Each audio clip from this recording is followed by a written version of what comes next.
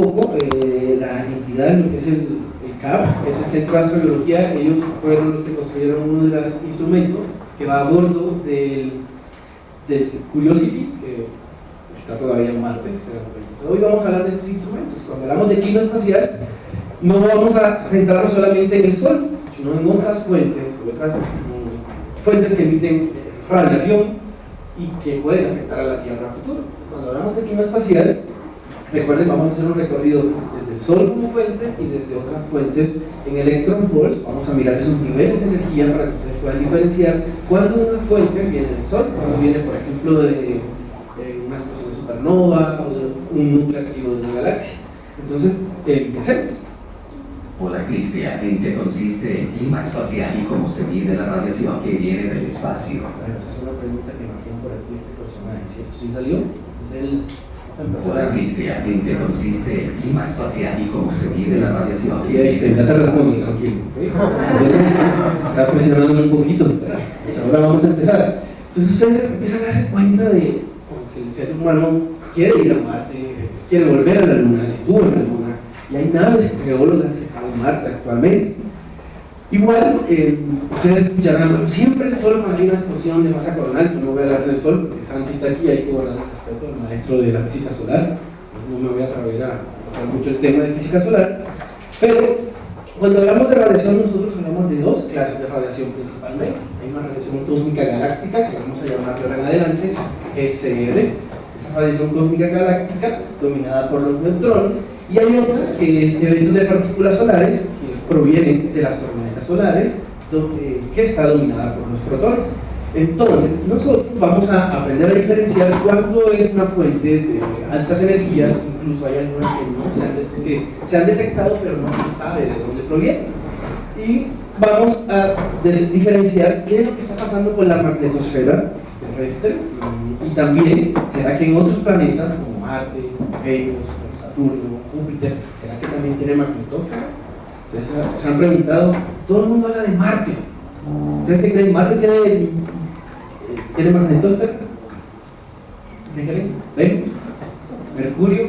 ¿Júpiter? ¿Saturno? ¿Qué valores tiene? Por ejemplo, si yo les dijera, díganme aquí en Bogotá, ¿uno puede medir el campo magnético de la Tierra aquí en Bogotá?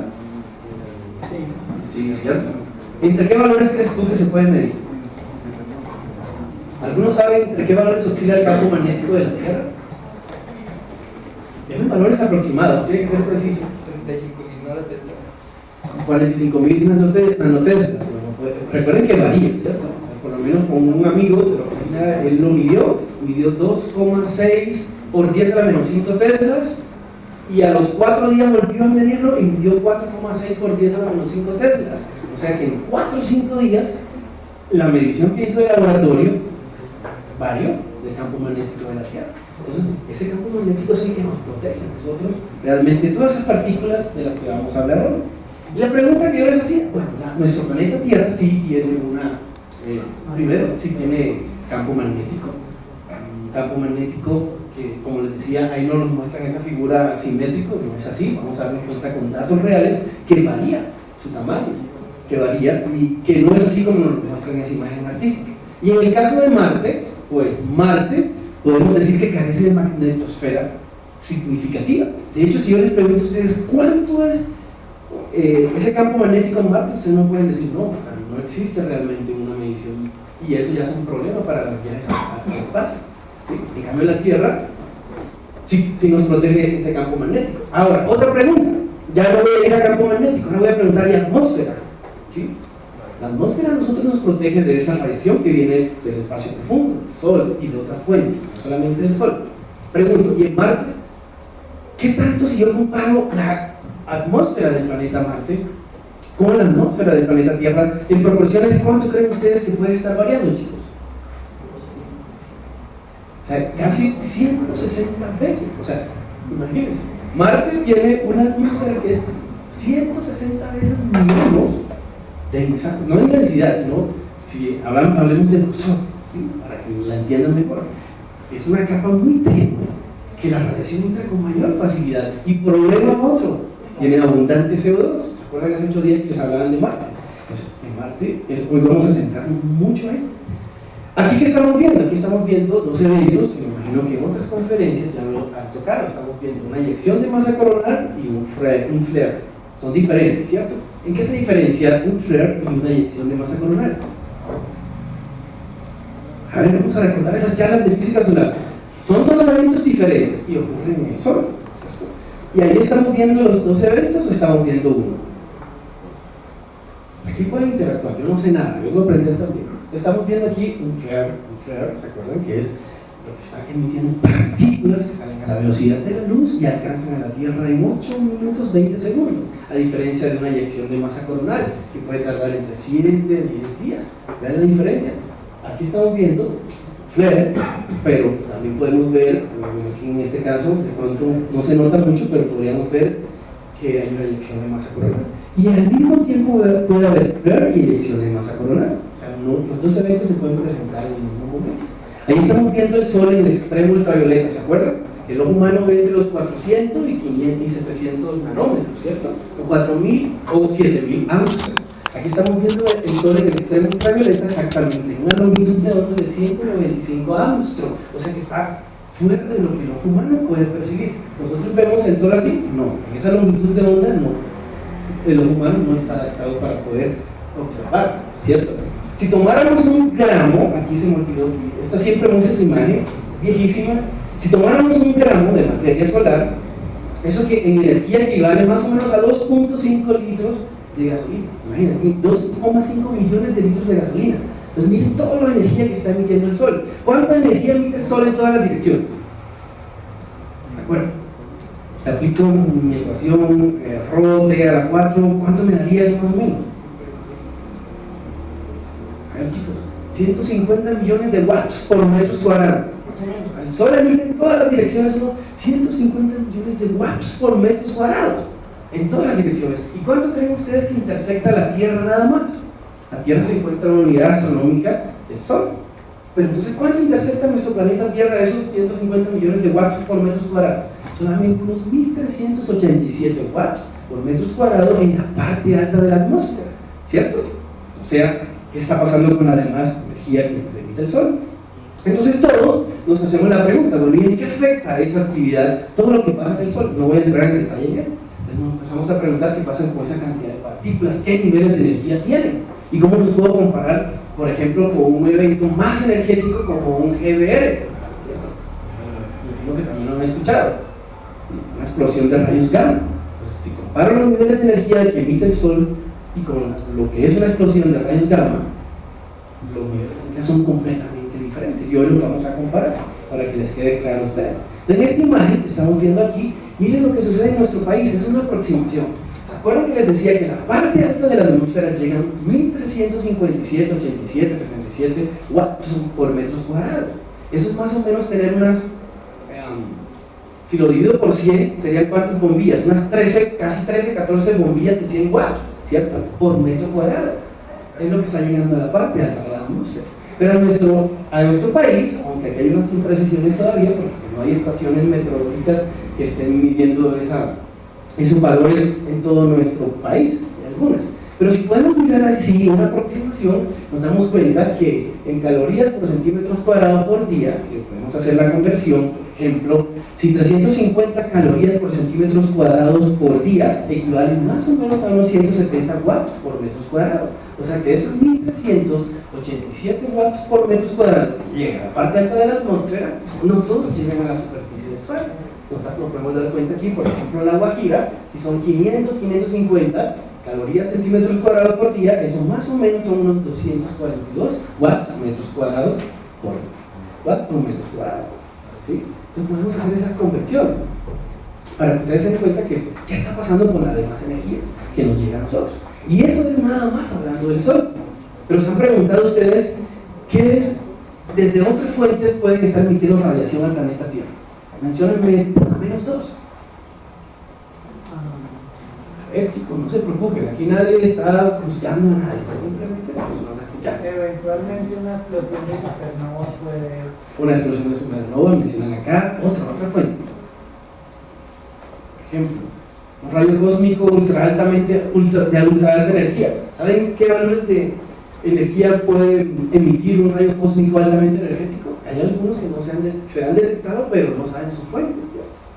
Entonces también lo vamos a tocar. Aquí estamos viendo el campo magnético de la Tierra, cómo actúa. Pero ustedes han preguntado, bueno, ¿y ese campo magnético fluctúa, varía? ¿Es siempre, qué valores tiene? ¿Hasta dónde se extiende?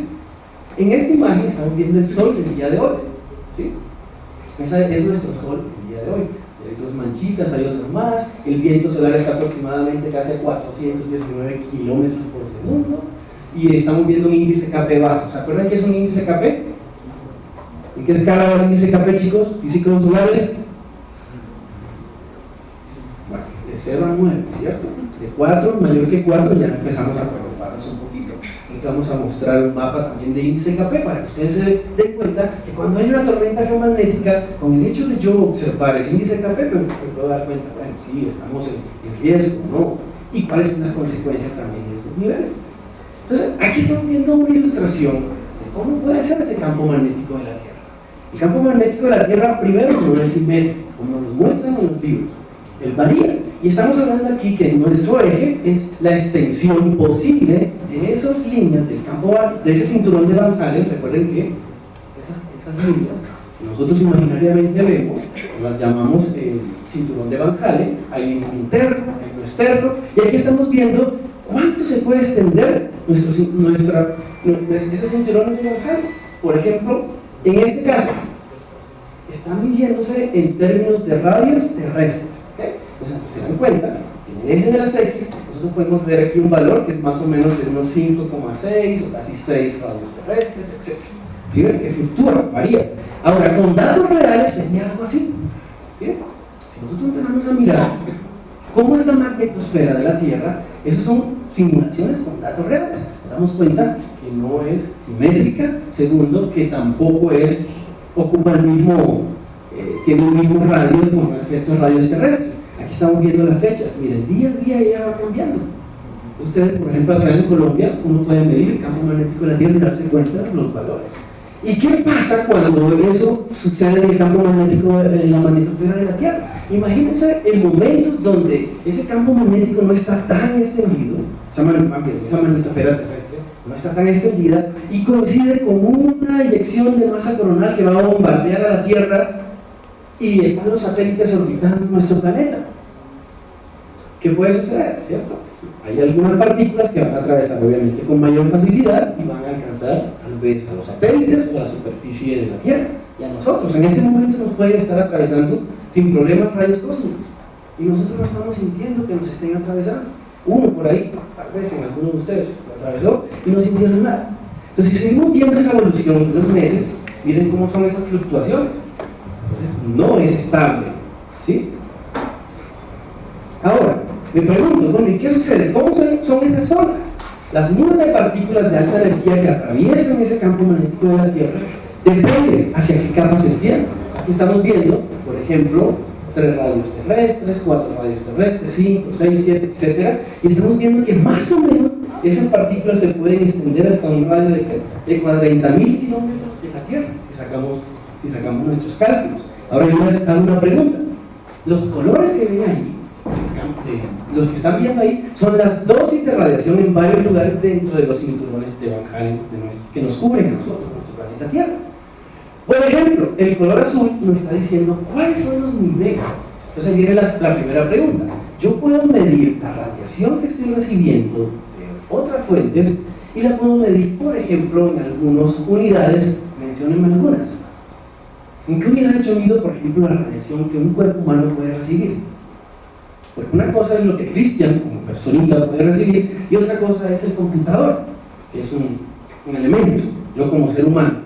¿En qué valores mido esa radiación, chicos?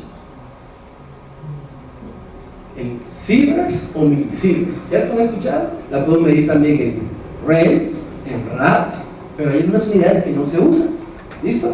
En Gray también, ¿se han escuchado? Los Gray, los rats, los rems, los sieverts, los millisieverts. ¿Cuántos sieverts soporta el ser humano para no morir? Imagínense que nosotros nos mandaran al espacio y recibiéramos una cantidad de radiación de un solo.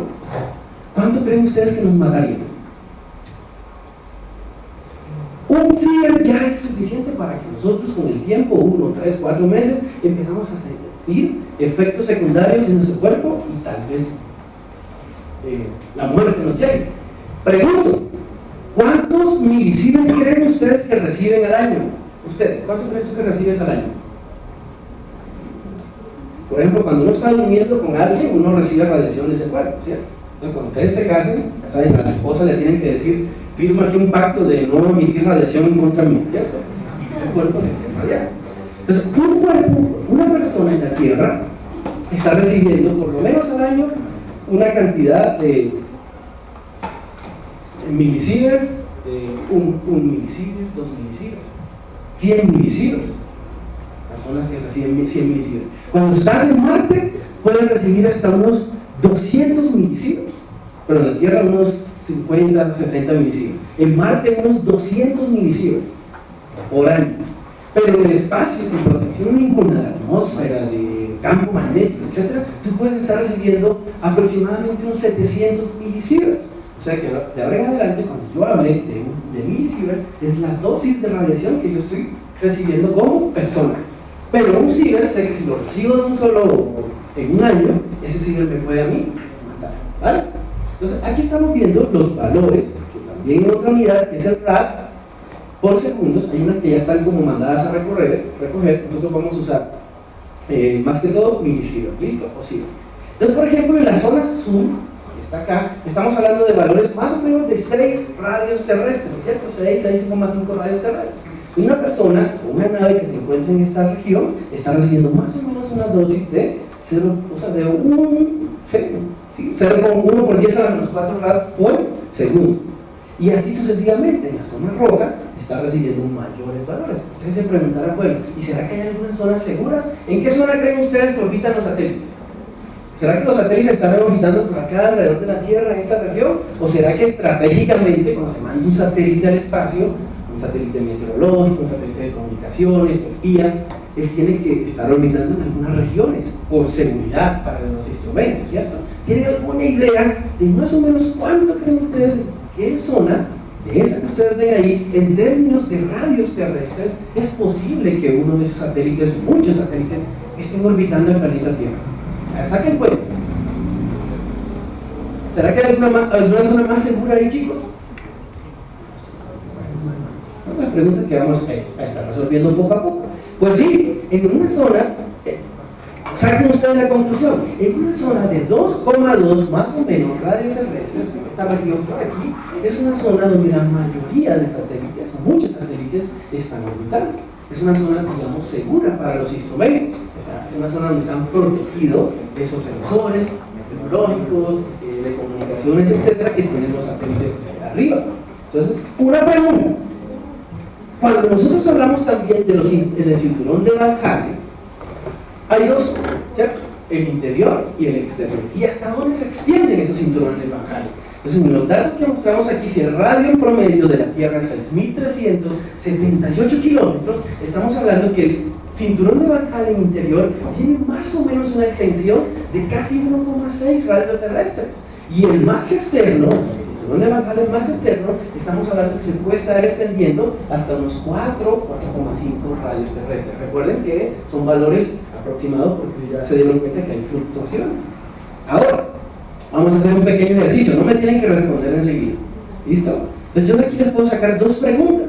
Imaginen una nave espacial que va atravesando en línea recta, suponiendo que eso pueda pasar, y quiere salir y atravesar parte de esos cinturones internos y externos de Van Allen. Entonces, resulta que si la velocidad de la nave espacial es de más o menos 25.000 kilómetros por segundo, y esta viaja a lo largo de una trayectoria indicada, como vemos ahí, ¿cuánto tiempo en minutos va a pasar por las regiones indicadas con azul, verde, amarillo, naranja y rojo? Miren que son preguntas que ustedes se pueden hacer. Como les dije, esta presentación se la pueden llevar para que hagan el cálculo y se pongan ahí juiciositos como hace 8 días a sacar algunas ecuaciones que no son complejas. Miren. Entonces, la pregunta es cuánto tiempo puede pasar atravesando. Entonces tendría que medir, hacer tu escala, etc. ¿Listo? Y además de eso también puedo preguntar esto. Por ejemplo, ¿cuál sería la dosis de radiación en RAD, ¿cierto?, durante el tránsito a través de los cinturones? Ya saben, el cinturón interno y el cinturón interno. No nos vamos a poner a resolverlo acá, sin embargo, es bueno que sepan que ahí dentro de la presentación hay unas 4 preguntas que se pueden inquietar ustedes para resolver. Ahora, ¿qué experimentos se han hecho? Para poder medir esas variaciones del cinturón de Van Allen y saber hasta dónde se extienden, cuáles son los valores y también otras características del campo magnético de la Tierra, se han enviado muchos satélites al espacio, como este que está aquí, que ustedes ven, y también se han hecho experimentos en el polo. Este que ustedes ven acá es un experimento de mandar globos sondas en los polos, exactamente esto fue en la Antártida, y esos globos lo que hacían era medir la cantidad de partículas que bombardeaban el planeta Tierra. Son proyectos de universidades americanas donde aprovechan ir a la Antártida, lanzar esos globos con sensores que no solamente detectan partículas provenientes del Sol, sino de otras fuentes. Por ejemplo, una explosión de rayos gamma, ¿de dónde? O sea, ¿de qué nivel? Eso te lo dirá el nivel de energía que los sensores están recibiendo. Entonces, para que ustedes observen aquí, esos satélites se han enviado, en el caso del proyecto Barrel, no fue enviando alrededor de la Tierra, sino sondas que se descendieron más o menos a 90 kilómetros de altura. 90 kilómetros de altura es baja, ahí se encuentra la capa de sodio de la Tierra, ¿cierto? Una capa de sodio importante de la Tierra. Entonces, hay proyectos universitarios como ese que ustedes observan ahí.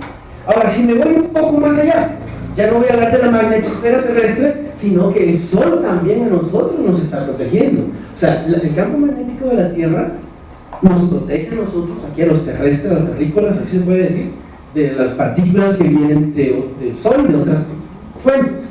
Pero el Sol también está generando nuestro propio campo de protección, que ya no lo vamos a llamar magnetosfera, sino como heliosfera, ¿cierto? Esa heliosfera también varía, y de acuerdo a esa variación que ella presenta, las partículas que vienen, algunas alcanzarán a atravesar. Por ejemplo, imagínense rayos cósmicos provenientes del Sol, algunas se desviarán, algunas se rechazarán y algunas atravesarán sin problema alguno y llegarán a nuestro planeta. Entonces miren que también hay unas fluctuaciones que se presentan en la heliosfera, ¿cierto? ¿Ok? Listo, pueden ir anotando preguntas. Ahora, otra pregunta que les hago: ¿cuántos son los niveles de energía que yo puedo medir en esas zonas? Entonces lo vamos a llamar, vamos a empezar a usar también un término en electronvolts o megaelectronvolts, ¿vale? En algunos casos vamos a convertir en joules, ¿listo? Por ejemplo, si yo les digo 10 a la 44 joules, ¿cuánto equivale eso en electronvolts? Ahí vamos a hacer el cálculo, ¿listo? Pequeñito, igual debemos traer ya el cálculo, y lo vamos a comparar con bombas atómicas, para que se den cuenta ustedes qué tanta energía nos llega a nosotros acá en la Tierra, de otras fuentes, no necesariamente del Sol, ¿listo? Entonces, por ejemplo, este mapa, ¿qué me está mostrando? No me está mostrando la Tierra, ¿qué me está mostrando ahí? Aquí. Encelado, Mimas, Tetis, ¿qué es eso? ¿A qué me estoy refiriendo? ¿A qué planeta? Saturno, ¿cierto? Entonces, eso quiere decir que Saturno, si ya me voy un poquito más lejos de la Tierra y me enfoco en Saturno, quiere decir que Saturno también tiene su propio ¿qué? Su campo magnético. Entonces, ¿qué planetas no tienen campo magnético? Venus y Marte, ¿cierto? Ellos no tienen campo magnético que los proteja. O sea, marcado, así como el de nosotros, listo. Habrá por ahí personas que dicen, no, sí tiene, pero realmente Marte, nosotros no estaríamos desprovistos de esa protección allá si fuéramos al planeta Marte. Aquí en el caso de Saturno, se han dado cuenta, también podemos hacer nuestros cálculos y decir hasta dónde se extienden esos cinturones, que no sé si se llaman también Van Allen en otros planetas. Profe, alguien que me ayude por ahí, para que se den cuenta, no sé todo. No sé si en otros planetas también se le llama Van Allen a las líneas del campo magnético, y si tiene internos y externos. Esa es una pregunta interesante. Y los niveles de energía en los que se trabaja son de 25 a 60 megaelectronvolts. O sea que hay sensores que llevaba la sonda Cassini-Huygens, que ya empezó su muerte, su suicidio, y ha medido los valores del campo magnético en Saturno. Ahora, si me voy a Júpiter, porque Júpiter está primero que Saturno, ¿se acuerdan de esas sondas de la Voyager y de la Pioneer? ¿Sí? Ustedes no son tan viejitos. En los años 70 enviaron 4 naves, la Voyager y la Pioneer, 2 de cada una. Voyager 1, Voyager 2, la Pioneer 10 y 11, a ver qué sucedía con el campo magnético, qué medían ellas. Y lo que están viendo ustedes ahí es que que lo que están observando es cómo el campo magnético del Sol se propaga en forma de ¿qué? De espiral. Eso no es un descubrimiento de ahora. Eso viene desde los años 70, cuando se lanzaron las Voyager, se empezaron a detectar esos comportamientos, esas fluctuaciones de cómo se comportaba el campo magnético del Sol. Y ustedes se preguntarán, bueno, ¿qué medían esas ondas Voyager y Pioneer? ¿Qué midieron en su viaje? ¿Saben más o menos por dónde van esas naves ahora mismo? ¿Tienen idea? Van casi a unas 115 unidades astronómicas, o sea, están cerquita. ¿Cuánto tiempo llevan viajando? Nada, 30 y pico de años, ¿cierto? 1972 ahorita, ¿cuántos años han pasado? 2000, casi 40, un poco más, casi 40 años, ¿cierto? No saco mal mis cuentas, ¿cierto? Y esas naves hasta ahorita están saliendo del sistema solar, pero durante su trayecto los sensores pudieron medir esto que ustedes observan acá. No se puede ver mucho allá, pero lo que estaban haciendo las Voyager 1 y 2 era medir en los meses la cantidad de partículas que iban recibiendo proveniente del Sol. Y observan ustedes que durante su viaje hay algunos meses donde esas partículas bombardeaban con mayor intensidad, así como pasó ahorita en el 2011 a la nave Curiosity, que llevaba un instrumento llamado el ¿qué? ¿Se acuerdan? Eso todos se lo van a aprender hoy, el RATS. Entonces, acá no se llamaba RATS, ese sensor de partículas que llevaba la Voyager 1 y Voyager 2 y también la Voyager 10 y 12 nos permitió saber, acá en Tierra, en qué meses de pronto la nave se veía más afectada por esas partículas, incluso los valores en megaelectronvolts que le llegaban a ella. Acá estamos viendo esa nave, la Voyager. Recuerden que ya llevaba un disco de oro con música grabada, con sonidos de la Tierra, con imágenes y otros detalles más que no es como el tema de hoy. Miren acá, estamos viendo en el 2014, o sea, ella está enviando todavía información, ¿vale? Fue lanzada en el 72 y 2014 esa fue una de las últimas señales que estaba enviando a la Tierra. Mandan unos pulsos, no funcionan con paneles solares, pues funcionan con barras de material radioactivo, porque allá en la distancia en la que se encuentran, la energía del Sol no les está llegando. Entonces esas barras radiactivas son las que le dan la energía para poder seguir funcionando. Ahora nos empezamos a preguntar, hemos estudiado mucho el Sol, igual todavía falta mucho conocer sobre el Sol, pero lo que estamos viendo aquí nosotros, por ejemplo, es cómo interactúa el campo magnético de Júpiter con las partículas provenientes del Sol. Y gracias a quién le debemos esos estudios, a la nave Júpiter. ¿Se acuerdan? La Juno. Hace poco se lanzó una nave, creo que llegó el año pasado y está orbitando en este momento a Júpiter. Y gracias a la sonda Juno, ella está orbitando el planeta y estudiando cómo interactúan las partículas provenientes del Sol con el campo magnético de Júpiter, que también tiene, ¿sí? Júpiter, Saturno, la Tierra, pero Venus y Marte no tienen. ¿Ok? Aquí está el sensor de la nave Juno. Ese sensor que ustedes ven aquí es el encargado de medir esas partículas. Pero ya lo que están viendo es la Nuevo Horizonte, ¿cierto? Tenemos la Nuevo Horizonte y tenemos acá la Juno. La Nuevo Horizonte también tenía sensores. ¿Por qué hacen ese tipo de experimentos? Porque cuando se lanzan naves al espacio, queremos saber cuáles son los valores de radiación que están recibiendo esas naves, y cuando el hombre se envía a Marte o se envía nuevamente a la Luna, saber qué tanta radiación estamos recibiendo. Por eso se hacen este tipo de experimentos. No sé si algún día vayamos a Júpiter, pero por lo menos a Marte muchos de ustedes tal vez si van a ver la llegada del hombre a Marte. Uno no, yo soy ya un poco más viejito. Estos son los sensores de la nave Juno, donde medía la cantidad de energía en kiloelectronvolts y más o menos una extensión de la distancia de la nave cuando se encontraba Júpiter, más o menos a una distancia, si observan aquí, en radios de Júpiter, 800, 102, en 1200, 1600 radios de Júpiter. O sea, la nave está orbitando ese planeta en esas distancias y los valores de energía que estaban midiendo y están representados en ese gráfico.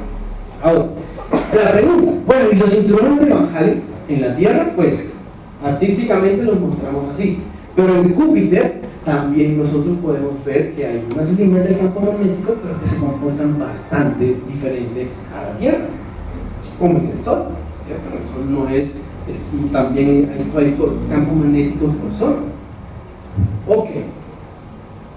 Y aquí está la nave de Júpiter, son como más que todo detalles. Entonces, observen ustedes acá en estas animaciones rápidas, pero con datos reales, de cómo se comporta, por ejemplo, el campo magnético del Sol, de Júpiter.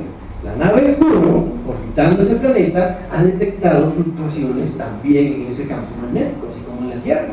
No me atrevo a decir un valor exacto de cuánto es. En la Tierra yo puedo comparar el campo magnético del Sol, que puede ser 100 veces el campo, 100 teslas comparado con el campo magnético de la Tierra. ¿Sí? Me atrevo a decir ese dato, en promedio, 100 teslas comparado con un tesla que sería el de la Tierra. Pero en el de Júpiter todavía los datos, la nave llegó hasta hace poco, el año pasado, todavía se están analizando los datos del campo magnético del planeta. Entonces, cuando nosotros hablamos de clima espacial, no es solamente la temperatura en la Tierra, sino todas esas fuentes de radiación que pueden estar afectando a nosotros. ¿Sí? No solamente el impacto de un cometa, de un asteroide, un huracán, un meteorito, no, nada de esas cosas. Acá son partículas energéticas que golpean a la Tierra y no solamente provenientes del Sol. Y se habrán preguntado, bueno, ¿cuáles son esos niveles de energía o de esas partículas que a nosotros nos están llegando? Lo vamos a entender mejor de esta manera. Por ejemplo, vamos a ver un poquito aquí. ¿Qué pasa con el planeta Tierra? ¿Cuáles son las consecuencias si el Sol está bombardeando de partículas al planeta Tierra? Depende. Nosotros podemos recibir en la categoría de la NOAA tormentas solares que pueden generar, dependiendo de los niveles de energía, ¿sí?, o de la cantidad de partículas más bien que nos están llegando a nosotros, daños en los instrumentos que tenemos acá en Tierra. Les pongo por ejemplo, si es algo extremo, un nivel de 10 megaelectronvolts, ¿sí?, y más o menos de 10 a la 5 puede estar generando afectaciones en los satélites de operaciones. El clima espacial no es, repito, solamente tormentas, huracanes, no, es partículas energéticas que nos están llegando del espacio. Ahí podemos ver los diferentes tipos de energía, que los niveles de energía y cuáles serían los efectos. ¿Se acuerdan que les mencionaba del índice KP? Bueno, ¿qué es en conclusión o en resumen un índice KP, chicos? Es un índice que me está diciendo, es un valor, un número que va desde 0 a 9, ¿sí? Y es una escala que me está diciendo más o menos la probabilidad de tormentas geomagnéticas, para que lo entiendan más fácil. Si ese valor, si ustedes observan aquí, por lo menos este es 14 de julio, 15 de julio, 16, 17 de julio, vean que hubo variaciones de ese índice KP. ¿Cuándo se considera, digamos, ya un poco amenazante para la Tierra? Afortunadamente el campo magnético nos protege, pero cuando empezamos a recibir valores de 4 en adelante, son valores donde ese índice nos está diciendo a nosotros pilas, desactiven satélites, etc. Si hay uno 9 que es bien intenso, como pasó el 16 de julio, de este año fue el 2000, ¿sí?, ya se hacen las advertencias de tormentas geomagnéticas. Ahora, cuando hablamos de las clasificaciones de erupciones solares, pueden ser tipo A, B, C, M o X, unas más intensas que otras. Las X son las más intensas. Ahora, ustedes han visto este efecto, ¿cierto?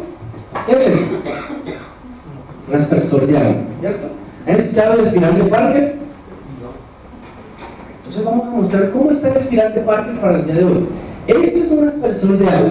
Nosotros podemos comparar el comportamiento del agua cuando sale por el aspersor de agua como también con el Sol. Miren, lo que estamos viendo aquí es la evolución de la espiral de Parker. Eso fue en el año 2011. Ahorita vamos a mirar en el día de hoy. ¿Qué es eso? Las líneas punteadas que nos están representando son la inducción del campo magnético. ¿Dónde está el Sol aquí? Es este punto blanco, ¿cierto?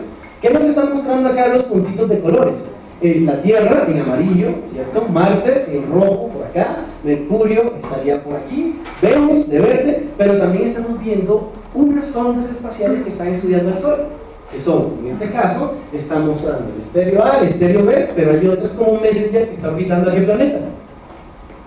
A Mercurio, ¿cierto? La Messenger está orbitando a Mercurio. Entonces lo que estamos viendo aquí es cómo una actividad en el Sol puede afectar o retorcer las líneas del campo magnético, ¿sí ven? Y cómo puede afectar los planetas y también las ondas espaciales que están estudiando algunos, en el caso de Mercurio, la Messenger. Entonces lo que ve aquí es cómo una eyección de masa coronal ocurre, eso fue en septiembre del 2011, distorsiona el campo magnético y cómo puede afectar también a los planetas. Ahora se preguntarán, bueno, ¿y cómo está ese espiral de Parker el día de hoy? Pues es este, se lo voy a mostrar, por aquí lo traje, con permiso. ¿Sí? Este es el día de hoy. Bien. A ver si evoluciona aquí el... Ahí está. Este es el día de hoy. Bien. ¿Está quieto o está... ¿Qué pasó? Voy un poco largo. No es normal. Bueno, lastimosamente no lo proyecto ahí, ahorita se lo... ¿Sí? ¿Qué pasó? Entonces lo que están viendo ahí ustedes es cómo se comporta. ¿Bien? No están bien. ¿Están viendo? Sí. Grandes noticias. Está cargando. Ok, ya cargó ahí. Lastimosamente no observaron el espiral de Barclay del día de hoy, porque ahí se lo tenía proyectado. Bueno. Entonces, para que tengan una idea general, ¿está viendo? Así. Okay. No se me vayan a cansar, esto está empezando por acá. Son conceptos que vamos a usar más adelante. Ahí está cargando, sí. Entonces, miren, este es el del 2011. Ups, me sale ya. Este es 2011. Pero les traía el de hoy, lástima que no me corre, pero no importa, no pasa nada. Este es el de hoy, está más calmado. O sea, hoy no hubo, a pesar de que, si se dieron cuenta, en el 2011 acá no hubo ninguna inyección de masa coronal que estuviera afectando o retorciendo esas líneas del campo magnético. Ese es el incluso está simulado hasta mayo 2. Ahora, el hombre quiere volver a la Luna, quiere volver a Marte. Y uno se hará la pregunta, bueno, ¿y qué tanta radiación recibo si voy a otros lugares? Entonces, ¿se acuerdan la unidad que yo les decía de milisieverts? Pues acá están las conversiones. Resulta que cuando las misiones Mercury, Gemini, Apollo, Skylab, etcétera, las misiones del transbordador, cuando esas misiones, los seres humanos estaban en ellas, por ejemplo, el Gemini, ¿cuántas personas iban en el Gemini? 2, ¿cierto? En el Apollo, 3. Y en el Orión que querían mandar, en el proyecto de constelación, 4. Pero esas misiones que se dieron del transbordador, miren los valores en Grimes y en milisievert que recibían los astronautas al momento de estar en el espacio. Cojamos, por ejemplo, cuando fueron en la misión Apolo. La dosis equivalente en esa misión fueron de 12 milisieverts. Recuerden que una persona puede soportar, de un sievert y lo mata, ¿cierto? O sea que nosotros recibimos al año dosis de radiación de los celulares, de todas las otras fuentes, en milisieverts. Pero un astronauta de la Luna, en la Luna, recibió 12 milisieverts, que puede hacer la conversión en miligrays, pero no vamos a usar esta unidad, sino que en el entonces, cuando se mandaron las misiones, en el caso de la Luna, se usaba esa unidad. Entonces, por eso todos los libros que ustedes vean de las misiones de Apolo, etc., la unidad es el gray, no el sievert, o el milisievert en este caso. Una misión del transbordador espacial, dependiendo de la altura y del ángulo en el que se encontraba orbitando la Tierra, también recibía dosis de radiación, pero miren, más bajas que la que recibieron los astronautas cuando fueron a la Luna. En el transbordador espacial solamente estabas a 400 kilómetros de altura, en la Luna pues estabas a 374.400 kilómetros de altura. Ahora, la pregunta, exponernos a estas fuentes, dependiendo, si es una radiación cósmica directamente, neutrones de radiación cósmica, de origen cósmico, etc. Miren los valores anuales que nosotros podríamos estar recibiendo y el rango permitido, entre comillas. Si tú estás, por ejemplo, en el espacio exterior, la radiación exterior te puede estar llegando más o menos una dosis de 0,07 milisieverts. Estás en el rango permitido. En el rango permitido es de 0,3 y 1 milisievert. Por eso los astronautas no demoran mucho tiempo ya, 3 meses, 6 meses. No son misiones, hubo algunos que demoraron un año, pero las misiones prolongadas son peligrosas precisamente para disminuir estas dosis de radiación a las cuales estás tú sometido. Entonces, veamos un ejemplo. Si tú fueras un astronauta y quisieras demorar 7 días en el transbordador espacial, que ya no está funcionando, y a una órbita de 450 kilómetros de altura, tú recibirías más o menos una dosis de 0,05 milisieverts, o también el REMS, que se puede hacer la conversión. Entonces, recuerden que yo les decía que hay sievert, hay REMS, hay RAI y hay RATS. O sea, son varios. Acá vamos a usar milisievert. ¿Listo? Si estás, por ejemplo, en la estación, en el Skylab, que tampoco se está ya funcionando, tú, si demorarías 84 días a 430 kilómetros de altura, los valores que podrías estar recibiendo son más o menos de 0,17 milisieverts, o sea, son valores de radiación alta, comparado con lo que el cuerpo humano puede sobrevivir. No te vas a convertir en los 4 fantásticos, ¿cierto? Eso sí no te va a pasar, como pasó en la película. Los Cuatro Fantásticos, pues ahí ustedes ven una película que ellos fueron al espacio y allá en el espacio recibieron dosis de radiación. Entonces, la dosis de radiación, una mujer recibe una dosis de la misma edad. ¿Cuántos años tiene? ¿Hay algún hombre de 26 años acá? ¿Alguien que tenga 26? ¿Hay algún hombre de 26 años por aquí? Entonces, por ejemplo, yo puedo mandar al espacio a una mujer y a un hombre de la misma edad, y las dosis de radiación que ellos van a estar recibiendo, si están en la Estación Espacial Internacional, va a ser diferente. Me voy a poner como ejemplo yo ahora en adelante. Aquí traje los cálculos para mí. O sea, si yo fuera a la Estación Espacial Internacional, cosa que eso no va a suceder nunca, ¿cierto? Primero que tengo miopía, entonces ya por ahí quedo descansado. ¿Listo? Ok, entonces veamos este ejemplo. Nosotros, en un año, todos nosotros, esta es la dosis que recibimos. 3.65, yo había dicho 7 milisieverts, ¿cierto? 70, me estaba equivocando. 5 milisieverts, voy a exagerar. ¿De dónde provienen esos milisieverts que tú puedes estar recibiendo en un año? Empecemos por aquí. De la radiación cósmica, el 8%, si vas a medicina nuclear, de la comida, valga la redundancia, que consumes, puedes estar recibiendo un 3%, si vas a tomarte una radiografía, el 11%, y así sucesivamente. O sea que una persona puede estar recibiendo al año por lo menos casi 4 milisieverts. ¿Y se acuerdan que cuánto nos mata a nosotros? Un siglo. ¿Cuánto está recibiendo en Marte? 200 milisieverts, ¿cierto? ¿Y cuánto está recibiendo por lo menos en el espacio? 700 milisieverts, para que ustedes tengan la comparación. Ahora, si el astronauta va al espacio, está haciendo una caminata espacial, ese casco no es para que se vea más chévere, ¿cierto? El traje espacial y todas las capas que tiene es precisamente para que cuando él está haciendo esa caminata espacial se pueda proteger de la cantidad de la dosis que puede estar recibiendo en esa caminata espacial.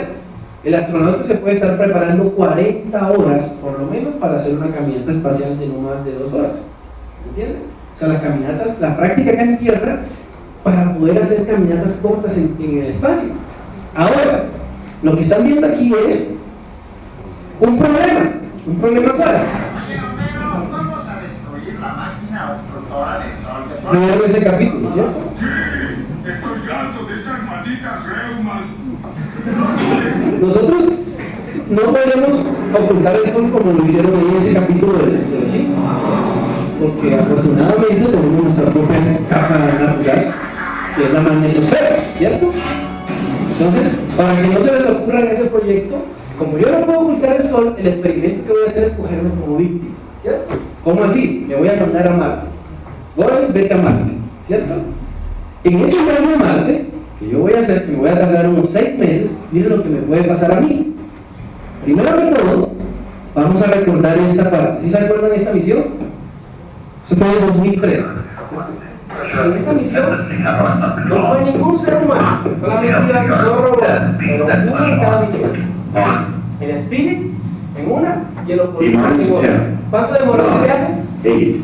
6 meses, ¿cierto? 6-7 meses. 5, 4, 3, 2, rocket with Mars exploration Esas rover. naves tardaron un viaje a Marte. Ahora mismo la distancia que se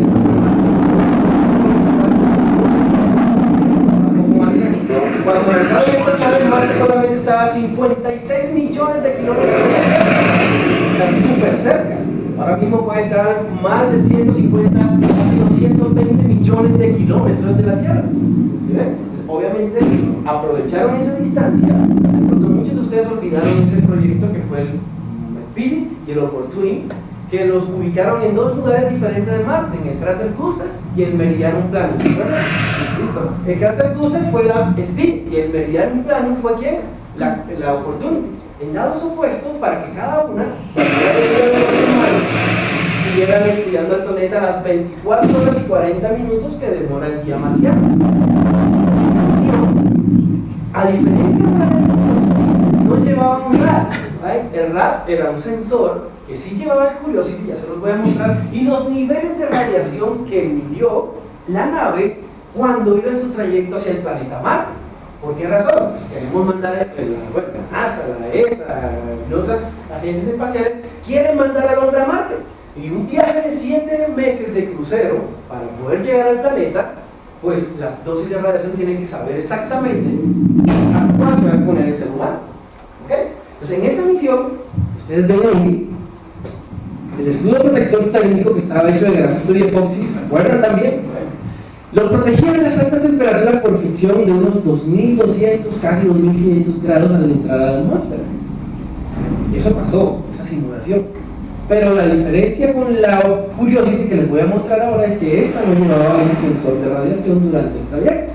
¿Sí? Esa es la diferencia. Entonces, en el caso del descenso de la nave Spirit, bolsas de aire, así no van a mandar el hombre, pienso yo. Imagínense uno lo mande en una nave que tenga que hacer un amartizaje como el que vamos a ver ahorita.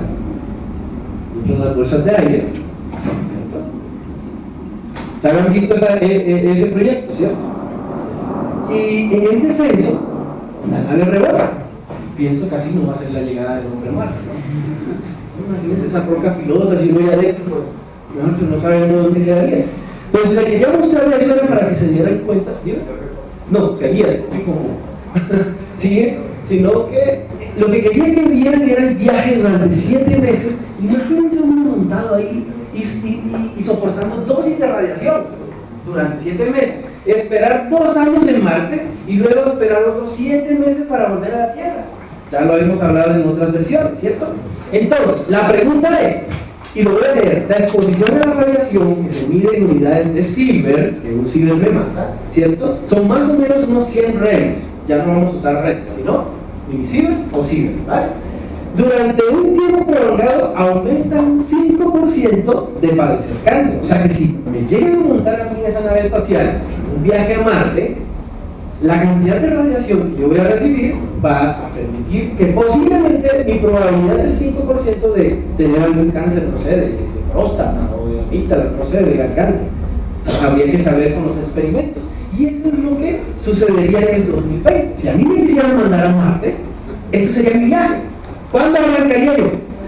¿Cuándo despegaría? La salida de la Tierra sería el 20 de enero, ¿cierto? ¿Cuándo debo llegar a Marte? El 30 de junio del 2020. O sea, me lanzan el 20 de enero, ¿cierto? Y llego el 30 de junio, que es un viaje de ¿cuántos meses? De unos 6 meses casi, ¿cierto? ¿Cierto? En el mismo año. Ahora, ahí tengo que esperar ¿cuánto tiempo? Una estancia de ¿cuánto? 573 días en el planeta Marte recibiendo radiación. Y luego, el 24 de enero del 2022, me devolverían a mí, ¿a dónde? Al planeta Tierra para llegar el 26 de junio del mismo año.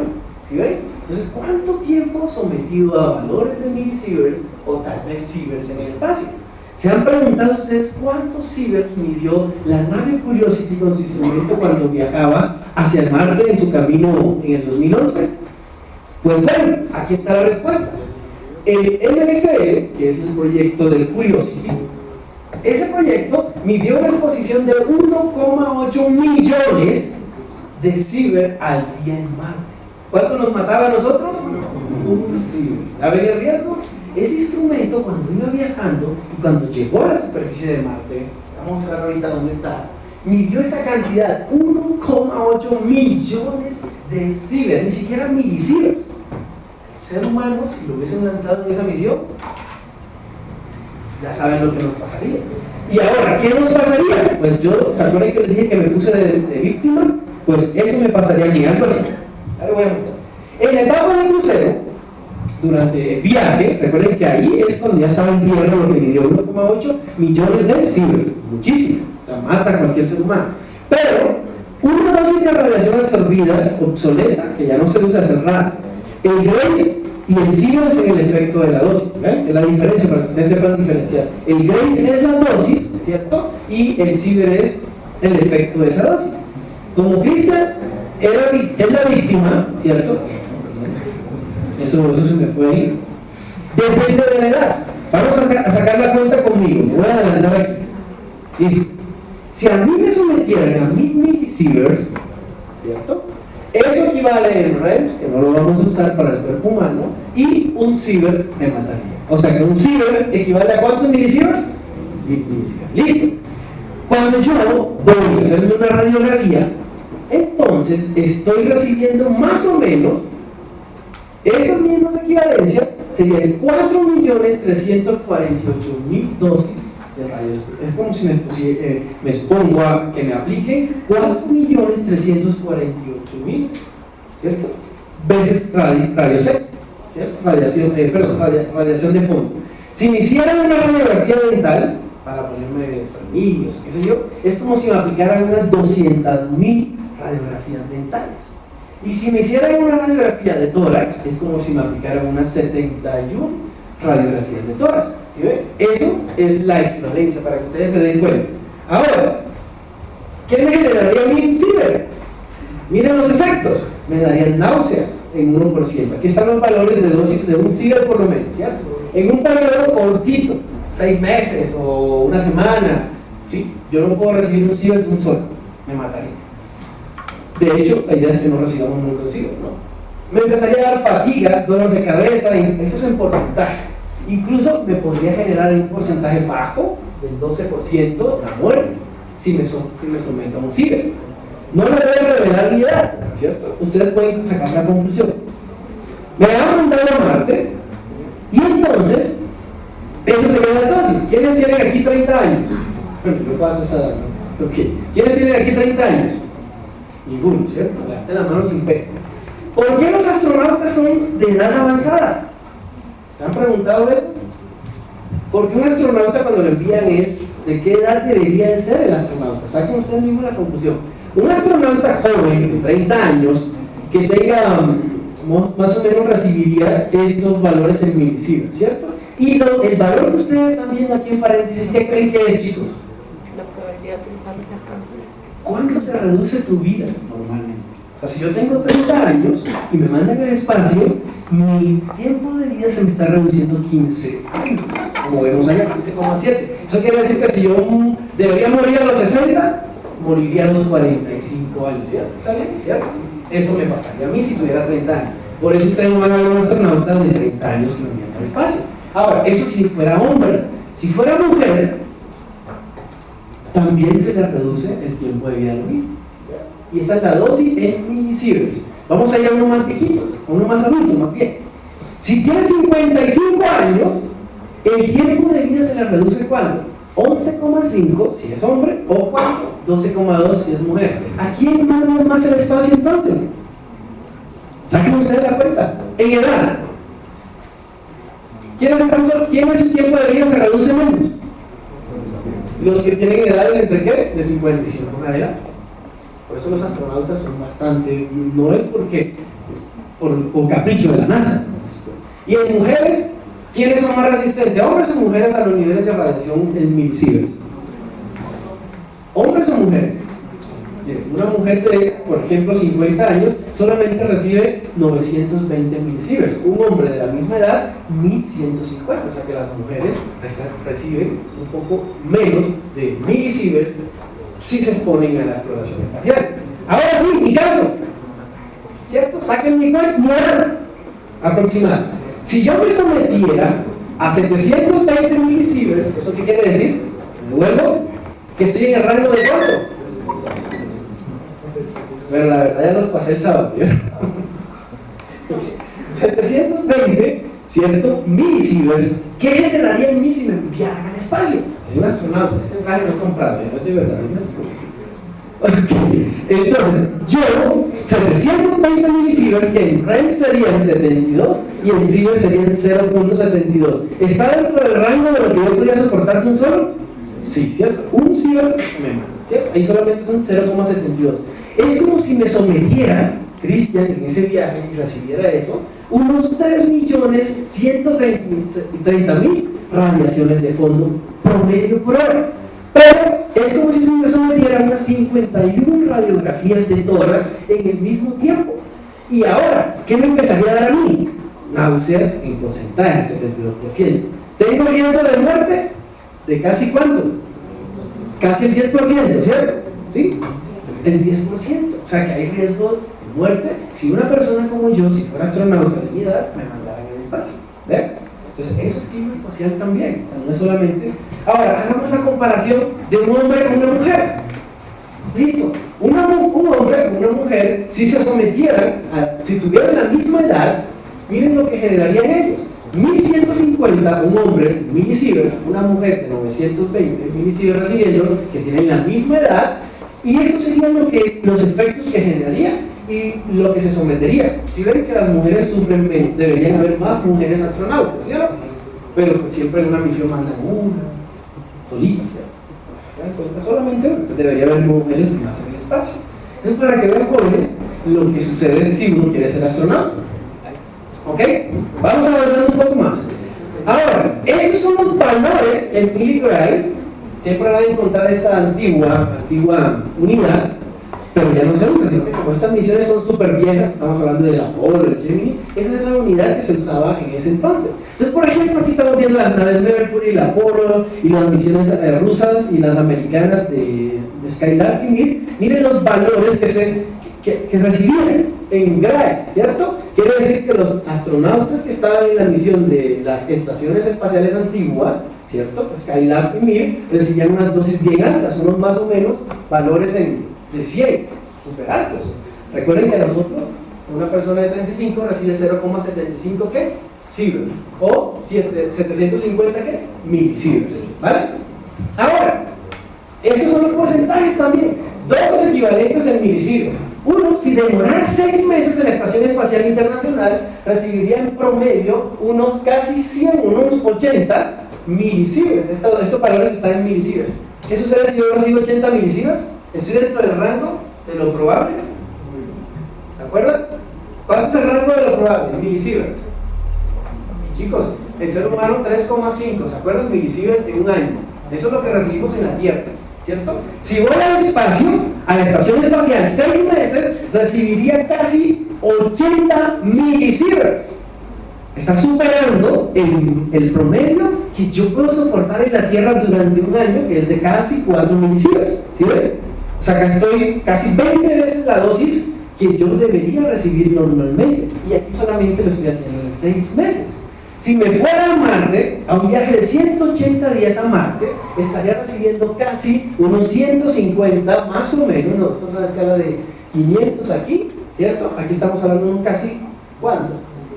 Unos 400, ¿cierto? Milisieverts, ¿ya? Se supera Y si quisiera tener la estancia en Marte de 500 milisieverts, vean las dosis a las que yo estoy sometido. Entonces, no es solamente el problema de la radiación en Marte. Hay otros factores más, pero el de la radiación es una preocupación bien gigante. Ahora, la pregunta es, ¿y a dónde voy a llegar a Marte yo? ¿Cierto? Mi pregunta es, no puedo ir a cualquier lugar de Marte. Estoy poniendo el ejemplo de Marte porque es el más común, pero resulta que yo no puedo ir a cualquier lugar. Ustedes están viendo aquí un mapa de cuántos serían los valores en REM por año que yo recibiría estando en Marte. Entonces, ¿cuál es la zona más peligrosa? ¿Las zonas polares o las zonas ecuatoriales en Marte? ¿Sí? Aquí estoy hablando de valores en REM por año. ¿Listo? ¿Ok? Entonces, aquí estamos hablando que los valores más peligrosos para mí son estos. Entonces, cuando el hombre vaya a Marte, los lugares que tiene que escoger serían lugares muy cercanos ¿a qué? A los polos o en esta región. Son estudios también para la misión de Marte, no es ir por ir. ¿Sí? Aquí están los lugares. Ahora, si yo quiero ir a otros planetas o a otros lugares como la Luna, ¿cómo me podría proteger?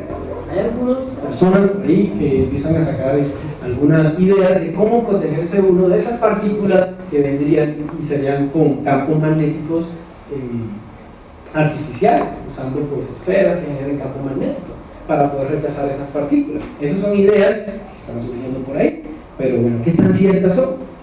Ahora me voy a decir, chicos, sólidas. A nosotros, cuando hablamos de esas partículas provenientes del Sol, ¿en qué valores ustedes creen que se están manejando? ¿En qué rangos?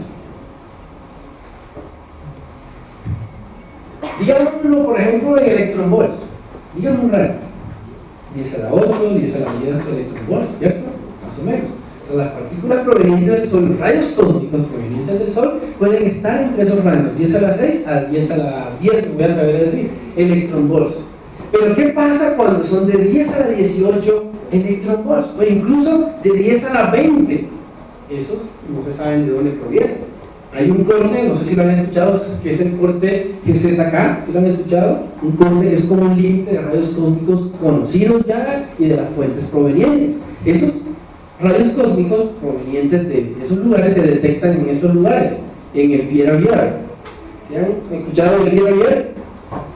Es un observatorio de rayos cósmicos de altas energías que queda en Malargüe, Argentina. En ese lugar hay unos 1600 tanques llenos de agua pura y además hay unos fotodetectores. ¿Han escuchado el efecto Cherenkov? De la chubasco de partículas. La fuente principal de la partícula del rayo cósmico, cuando atraviesa la atmósfera, se encuentra con otros y resulta que se genera una cascada de partículas que son detectadas por todos estos tanques distribuidos en no sé cuántos kilómetros cuadrados de lo que es Pierre Vier. Y esos fotomultiplicadores que tienen, lo que hacen es detectar esos chubascos y tratar de definir de dónde provienen. Como ya se conocen algunas fuentes, hay otras que no. Entonces lo que se ha hecho es esto: el tanque con agua y los detectores están en el interno. Creo que en la UIS tienen uno de ellos, ¿cierto, Giovanni? Creo que tienen ese proyecto de rayos cósmicos. Entonces lo que genera la primera partícula es un chubasco de partículas que alguno de los tanques tiene que detectar. Y dependiendo de los niveles de energía de esa clima espacial que estamos notando, uno puede saber de dónde provienen. Como ya se sabe, los del Sol, como ya se sabe si vienen de Sagitario A, o de una supernova, o de un núcleo activo de galaxia, o de un GRB, un Gamma Ray Burst, o hay algunos que no se saben de dónde provienen, de niveles de 10 a la 20, 10 a la 21. Y esas fuentes no tienen ni idea, por ejemplo en Pierre Vier, de dónde provienen. Y ellos han detectado algunos esporádicos por ahí, con sus tanques fotomultiplicadores, con sus tanques de agua. Ahora, en el Sol, miren esto tan hermoso. Ustedes ven aquí en el momento, cuando las partículas bombardean a la nave espacial. Miren aquí, lo voy a ver. Aquí, ¿sí ven ese efecto ahí? ¿Sí ven todos esos puntitos? Esos puntitos son todas las partículas provenientes del Sol cuando golpean ¿a quién? A la nave espacial. En este caso, ¿qué nave es? El Sol, ¿cierto? El Observatorio Solar Hidrofísico. Entonces, esa nave, ya se saben de que esas partículas que vienen del Sol, ya se saben los niveles de energía, pero hay otras que no se conocen de dónde vienen, ¿sí? Pero hay otras fuentes más energéticas, incluso del orden de 10 a la 44 joules. ¿Por qué se dañó esto? Se apagó. Imagínense, 10 a la 44 joules. ¿Saben qué es eso? ¿Cuántos electronvolts son? ¿Tienen idea? Y si lo comparara con las bombas atómicas de Hiroshima, ¿cuánto sería? Entonces, hay otras fuentes de clima espacial, de partículas, que provienen de otras fuentes, ¿sí?, detectadas y son muy veloces. No voy a entrar en ellas, algunas demoran 2 segundos, otras demoran 60 segundos, pero son muy esporádicas y no se encuentran siempre. Les voy a mostrar por lo menos 500 que se han detectado en nuestra galaxia. Interesante, ¿no? Y esas fuentes de energía, vamos a comparar cómo son. Por ejemplo, algunas fuentes vienen ya del cosmos, ¿sí?, las conocemos, Sol, etc. Pero la pregunta es, a massive star could be ice. Both types of emission look very similar. voy a poner aquí esta imagen. ¿Por qué razón? Porque más adelante les voy a mostrar una con un nivel de energía muy elevado comparado con la del Sol. Dijimos que la del Sol puede estar en el orden de 10 a la ¿qué? A la 8 a 10 a la 10 electronvolts, ¿cierto? Que el límite del corte GZK de partículas que vienen del cosmos, que son rayos cósmicos energéticos, 10 a la 18 electronvolts. Pero hay algunos que son de ¿qué? 10 a la 20 y 10 a la 21 electronvolts, y eso no se sabe de dónde proviene, pero sí se han detectado. ¿Listo? Hay otras fuentes como estas, no voy a entrar mucho en ellas, y eso, por ejemplo, se ha detectado una muy energética de 5 por 10 a la 19 electronvolts. ¿Está en el rango de lo conocido? Sí, ¿cierto? ¿Se acuerdan? 10 a la 18, 10 a la 19, es como el límite de lo que se conoce de dónde proviene. Entonces, cuando yo dije clima espacial, no era solamente tornados ni huracanes. Todas estas fuentes de energía y partículas que nos vienen a nosotros, que nos pueden dejar incluso sin ozono. No voy a entrar en eso porque eso sería otra conferencia, otro tema. Ahora, veamos aquí en este ejemplo. ¿Quién se beneficia de la previsión del clima espacial? ¿Para qué hablar de clima espacial? ¿Para qué hablar de partículas altamente energéticas? ¿Por qué hacer aceleradores de partículas? ¿Por qué poner satélites que detecten los niveles en electronvolts o en joules, qué sé yo, de las partículas que vienen del cosmos? Pues estos serían los beneficiados. Por ejemplo, la energía eléctrica, operadores de la red. ¿Qué pasa? Si hay una sobrecarga de energía, se tomarían muchos transformadores, etc. Entonces hay que saber del clima espacial. Los operadores de aviación. ¿Por qué creen ustedes que los operadores de aviación? ¿Cuánto vale esquivar gracias, Giovanni? ¿Cuánto creen ustedes que puede costar desviar un avión si hay una tormenta, una tormenta no eléctrica ni una tormenta de un huracán, no, una tormenta debido a partículas que vienen de una explosión solar, por ejemplo? ¿Tienen idea de cuánto puede costar el desvío de un avión, si va por los polos, etcétera? O por ejemplo las industrias cerrar o apagar un satélite, o no apagarlo, sino cambiar un poco su electrónica desde la Tierra para que no reciban el bombardeo directo y se quemen los circuitos. Voy a mostrar un poco eso. Pero, ¿quién más se beneficia? Así como hay rayos cósmicos dañinos, hay rayos cósmicos que son ¿qué? Usados en Tierra, pero simulados en Tierra. Si yo les digo a ustedes, ¿será que en la Tierra yo puedo encontrar un ion pesado? Menciónenme el ion pesado. Del hierro, ¿cierto? O de carbono. Les voy a mostrar cómo una célula humana en un laboratorio es atravesada por un ion de hierro. ¿Y para qué me sirve? Si a mí en el espacio, si yo estoy haciendo una caminata espacial, o estoy en una nave espacial, o estoy haciendo un viaje a Marte, un ion pesado como este, que puede ser de carbono, puede ser de hierro, me atraviesa, va a generar en mí efectos secundarios a largo plazo. Pero resulta que en la Tierra yo no encuentro naturalmente esos iones, ¿cierto?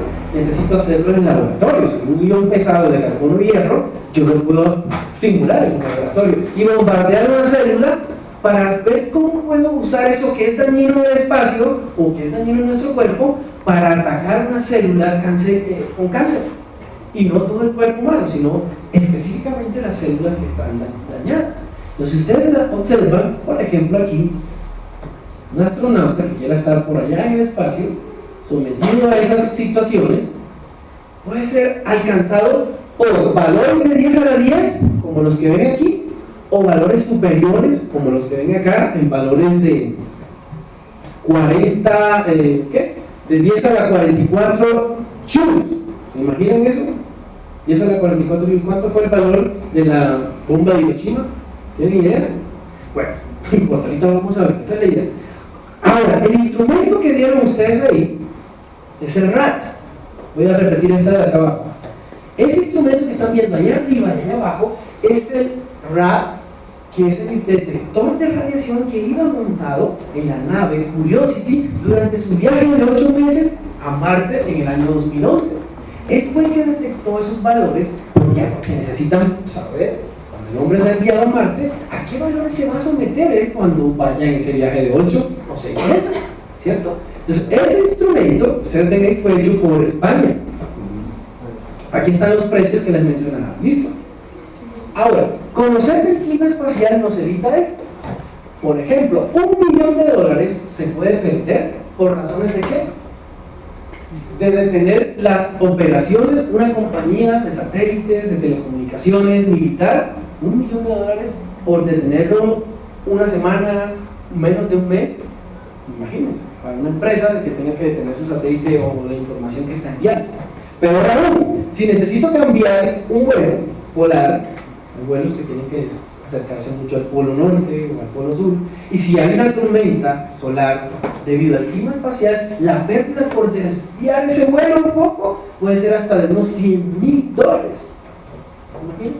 Bastante. Entonces, por eso es importante que ustedes y nosotros pues sepamos del clima espacial. Ahora, ¿qué efectos puede tener en el ojo humano? Un astronauta en el espacio, el ojo humano, sus ojos, todos sus órganos se ven pues sometidos a niveles de radiación diferentes obviamente a los que normalmente debería recibir en la Tierra. Entonces los daños de todas las investigaciones que se hacen en la Estación Espacial Internacional es precisamente para mejorar la protección de los cascos espaciales, de los trajes espaciales, y que los astronautas cuando están haciendo sus experimentos allá pues estén seguros, porque sus experimentos allá mejoran la calidad de vida acá en nuestro planeta. Entonces un astronauta que se encuentre haciendo experimentos con robots, y esos robots se ven bombardeados por partículas que no se están dando cuenta los astronautas, los datos que están tomando pueden ser erróneos, ¿verdad? Por eso es lo importante que la protección en la estación espacial sea correcta.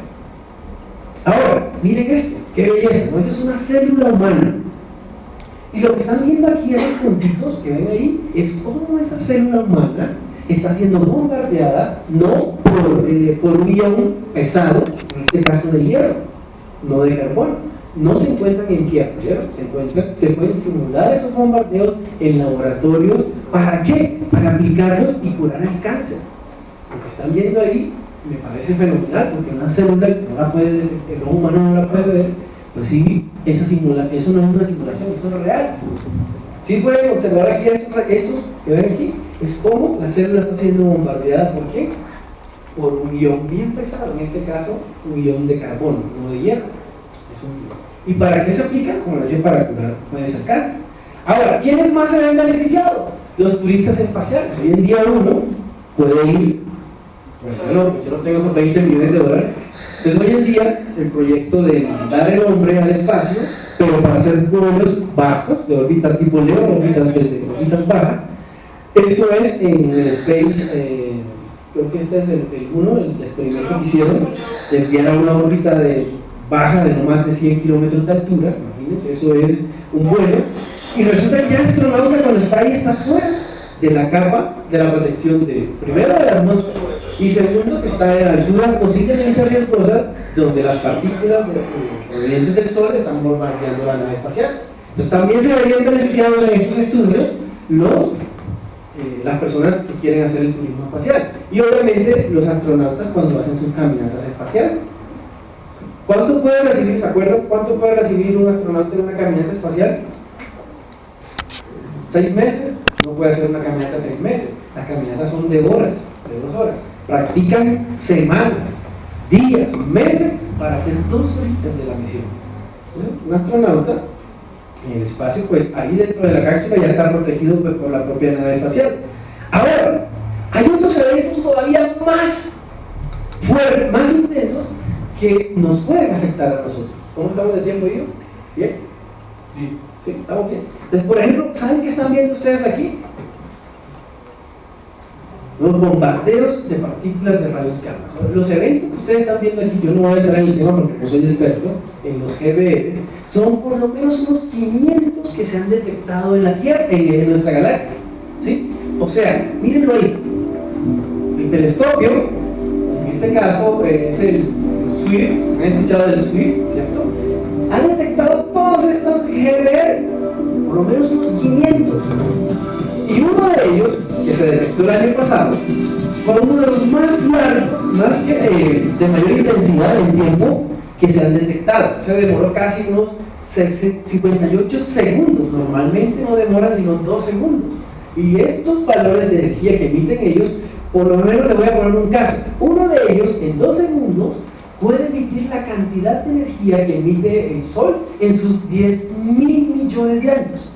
El Sol tiene 5.000 millones de años, ¿cierto? Actualmente, aproximadamente. Va a tener 10.000 millones de años. O sea, esa es la edad promedio del Sol. No estoy mal, ¿cierto yo?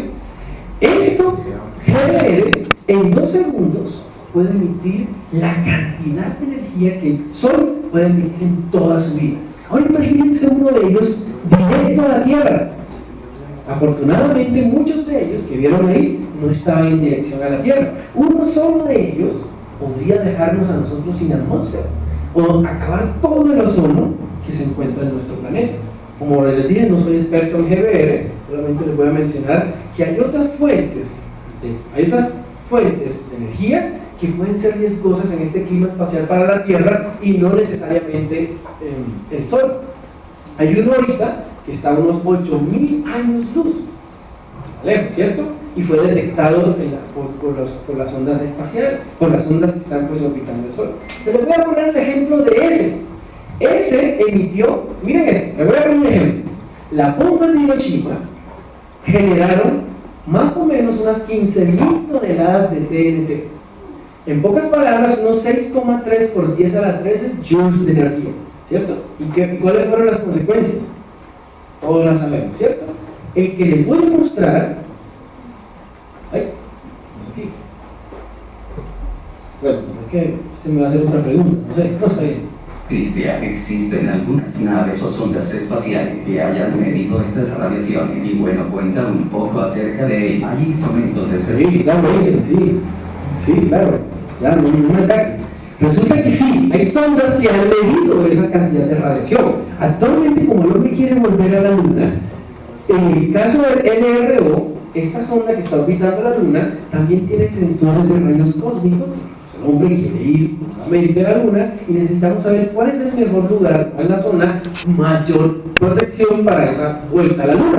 Recuerden que en la Luna no hay atmósfera y se necesitan saber esos datos. Ahora, bueno, SOHO, no esa revista, perdón, esta sí, el SOHO, ¿cierto? El Observatorio Solar y Geofísico es una sonda que está estudiando el Sol. En este caso, esa sonda más o menos tiene el tamaño de un bus escolar. Se han mandado esas naves para estudiar no solamente el Sol. Por ejemplo, también se han lanzado naves que han estado en Marte para poder saber cómo es la meteorología de Marte. Entonces, ahora me voy a ir un poco más, ya no voy a ir a la Luna, sino ir a Marte. Cuando queremos hablar de clima espacial en Marte, específicamente voy a hablar de estas dos naves que están allá. Todavía esta ahí funciona a medias, pero el Curiosity sí está funcionando. Entonces, ¿qué llevaban esas naves espaciales? Por ejemplo, el Curiosity, ¿se acuerdan del instrumento RAD? El RAD es el que midió la cantidad de radiación durante el viaje a Marte de 8 meses, porque ese viaje demoró 8 meses. Esta nave no solamente tiene el RAD, que fue hecho en España, sino que también tiene el REMS. El REMS es como una estación meteorológica que funciona en Marte, algo así como lo que les voy a mostrar ahorita. En el caso del RAD, él tiene la forma como de un táncaro de agua, así se llama eso, ¿cierto? Ese táncaro de agua es algo así, como este. Ese es el RAD, ¿cierto? El RAD iba aquí, ¿cierto? Y el REMS, ¿dónde iba? Ahora, ¿qué midió el RAD?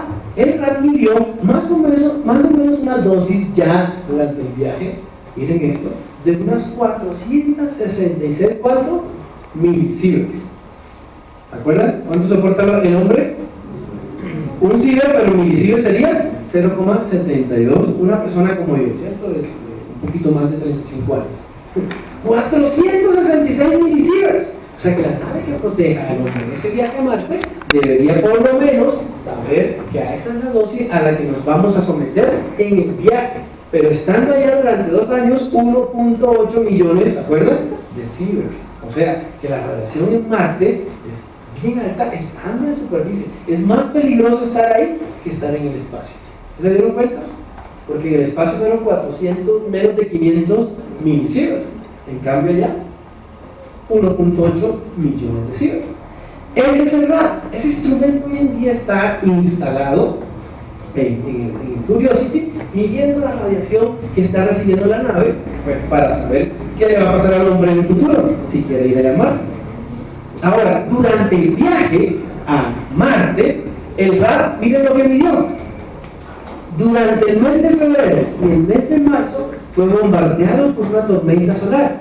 Y miren la dosis que recibió de partículas por centímetros cuadrados, podremos hacer la conversión también. Eso quiere decir que hubo unos meses durante el viaje que la dosis que recibió la nave espacial fue bien alta, que afortunadamente no iban seres humanos en ella.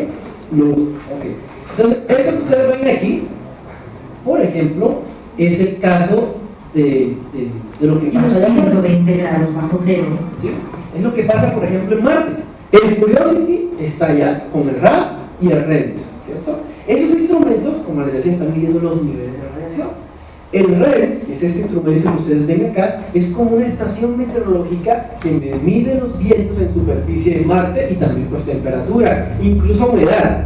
Ustedes se preguntarán, ¿hay humedad en Marte? ¿Ustedes creen que hay humedad en Marte? ¿Sí creen? No, pues los sensores, si miráramos ahora mismo el sensor, que lo podemos hacer en vivo, él me está mostrando un valor de 0, pero me puede estar mostrando los valores de la velocidad del viento, de temperatura, pero no valores de humedad, incluso valores de radiación. Todavía no he encontrado, pues los sensores no han detectado humedad como tal en el planeta, Uno acá en la Tierra, aquí la humedad en Bogotá puede ser que 80, 90, hasta 100%, o sea, 100%. Pues estos son los instrumentos, son estaciones meteorológicas que se encuentran en la sonda Curiosity, midiendo todos estos factores del planeta Marte. Ahora, ¿qué ha medido? Presión. ¿Listo? Cuando hablamos de clima espacial, ¿listo? ¿Qué pasa en Marte? Miren la presión. ¿Cuánto es la presión atmosférica aquí en Bogotá más o menos? En milibares, no importa, en hectopascales, ¿cuánto? 756, ¿cierto? Más o menos unos 756 milibares. Cuando la nave Curiosity llegó al planeta Marte y empezó a usar sus instrumentos, en este caso el REMS, no el RAD, el REM es el meteorológico, él detectó estos valores. Miren, estamos hablando que la Tierra es unos, aquí en Bogotá, 756 hectopascales. Miren, aquí está midiendo unos valores más o menos de unos casi 780, pero pascales. ¿Pero por qué razón? En Marte. Se supone que en Marte la atmósfera es 160 veces menos que acá en la Tierra. Entonces, ¿por qué me está mostrando esos valores? ¿Sí? En pascales. Es decir, que, claro, y si yo convierto, tiene lógica la respuesta. Mis han medido esos valores. En Marte de hasta 37 grados Fahrenheit, hice la conversión acá, o sea, unos 3 grados Celsius más o menos. Y también han medido valores más o menos de menos 131 Fahrenheit, en la conversión que hicimos es de menos 91 grados Celsius. O sea que hay zonas en Marte y en ciertas épocas, aquí estamos hablando de los soles en Marte, o sea, un día marciano llamado Sol, y si el hombre quiere ir allá tiene que saber a qué se va a someter en temperaturas también. Entonces por eso el clima espacial es eso. Entonces, este es el REM, repito. Y el RAD fue el que midió la radiación. A lo que iba, ya casi para terminar. Ustedes pueden ir a este lugar, incluso pueden ir hasta de visita. Este es el CAP, allá en España, y ustedes saben que el Curiosity lleva este instrumento, ¿cierto? Es el que toma la muestra del suelo después de disparar el rayo láser. El Curiosity toma esa muestra y lleva como un laboratorio geológico en su interior, ¿ahí? Y hace el análisis. Pues esto que ustedes ven aquí es la réplica de esa geólogo que está allá en Marte. Y esta es la antena, por lo menos para capturar las señales. Esa es en Madrid. Ahora, ¿qué quería yo con esta charla?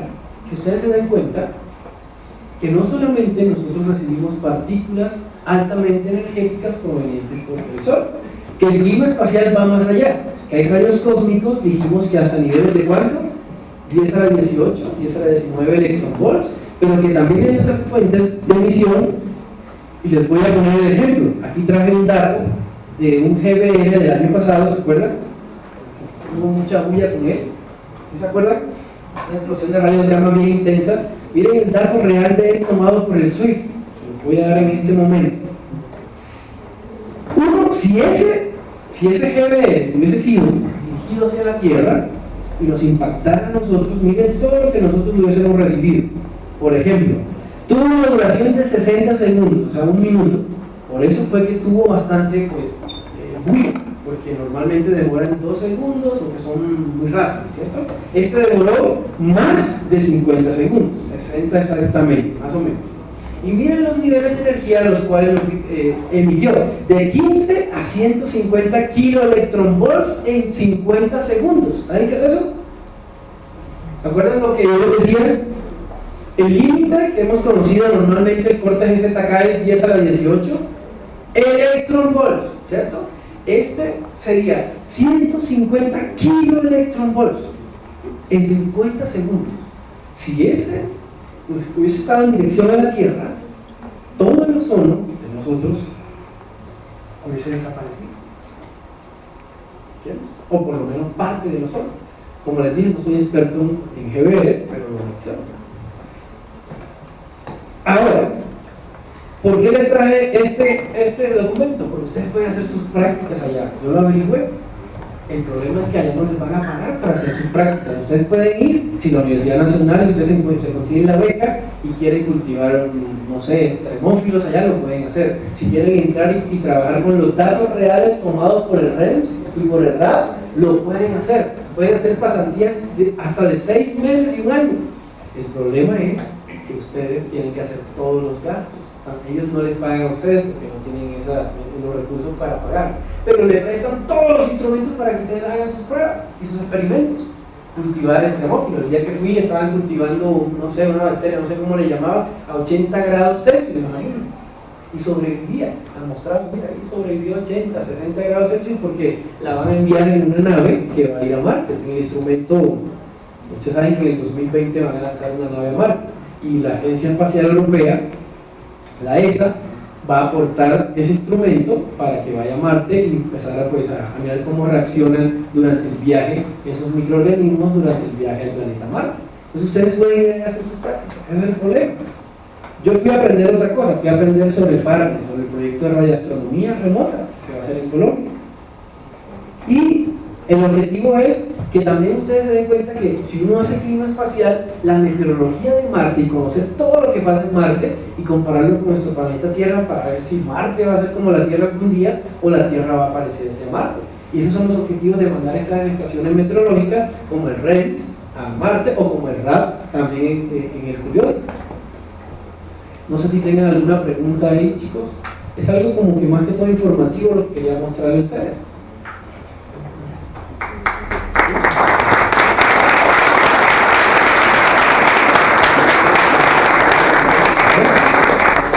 Y ya que aplaudan, eso es todo. Entonces no sé si hay alguna pregunta.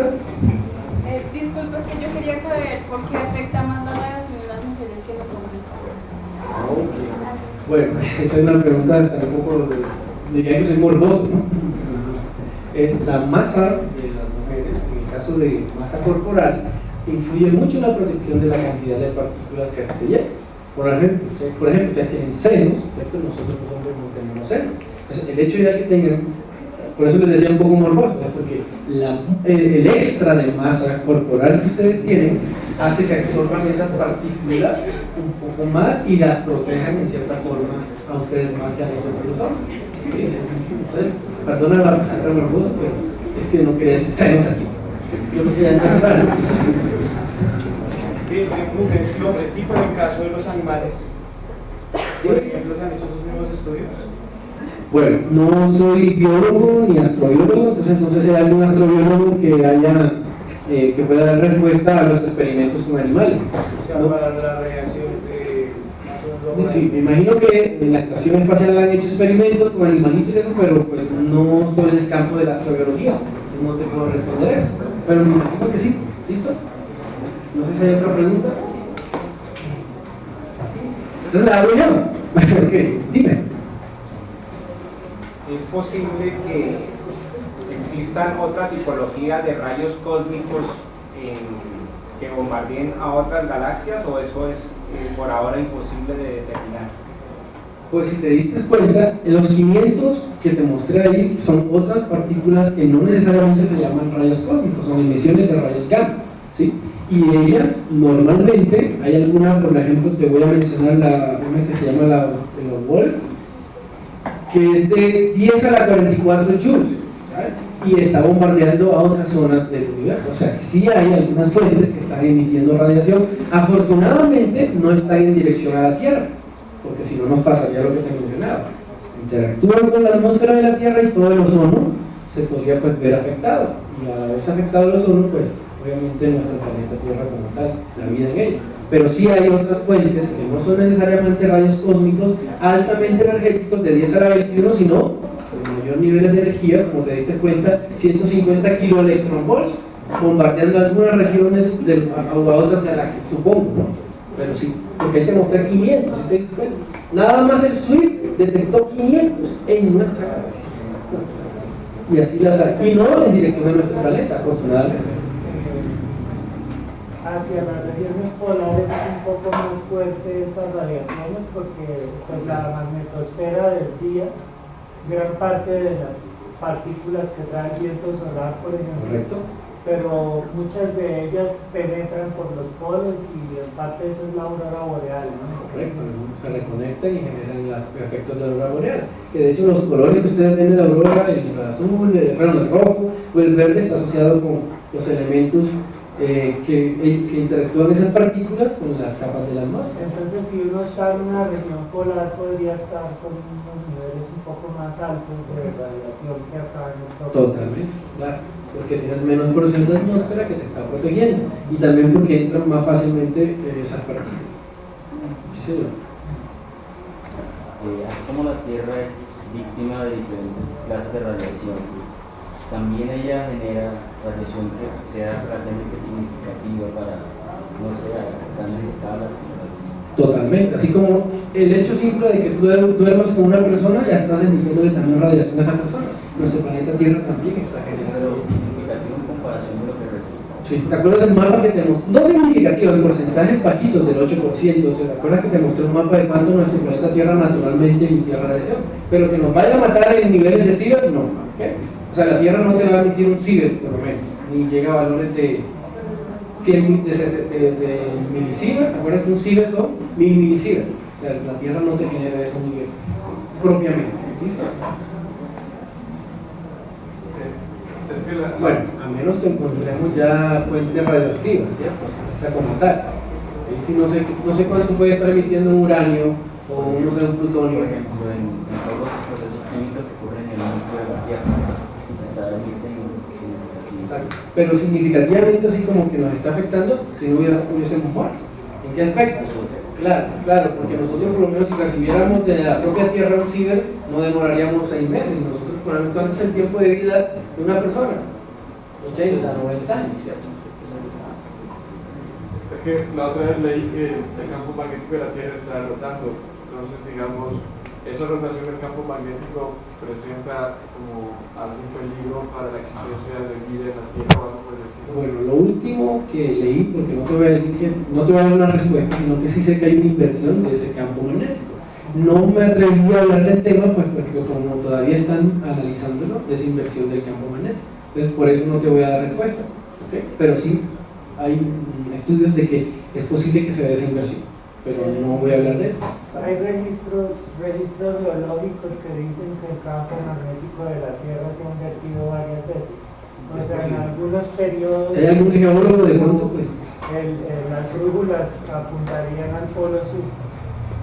Digamos que las partículas en las rocas, en el fondo del mar, más que todo que han sido estudiadas, tienen orientaciones magnéticas que indican que estuvo al contrario en algunas épocas, pero eso es en rangos de miles de años. Sí, me escuché que mencionaron, pero no lo quise tocar acá el tema precisamente porque no hay muchos estudios de lo que yo alcancé a mirar. La duda es si entre digamos, cuando hay una inversión, si antes de suceder la inversión como que desaparece temporalmente, se debilita, y eso de pronto podría estar relacionado con extinciones de especies. La variación de las líneas de la magnetosfera y porque varía según los planetas. Ok. ¿Te acuerdas que depende también del núcleo del planeta? ¿Sí? En el caso de la Tierra, en el caso de Júpiter, se cuenta, en el caso de Saturno, el núcleo influye mucho en cómo se comportan esas líneas del campo magnético. En el caso de Marte y de Venus, que no tiene, es porque el núcleo, ¿cómo es el núcleo de esos planetas? No le aporta mucho a que haya formación, por lo menos, de líneas del campo magnético. Entonces, el núcleo es un factor importante y de qué está hecho y de su tamaño. ¿Sí? Ok, muchísimas gracias.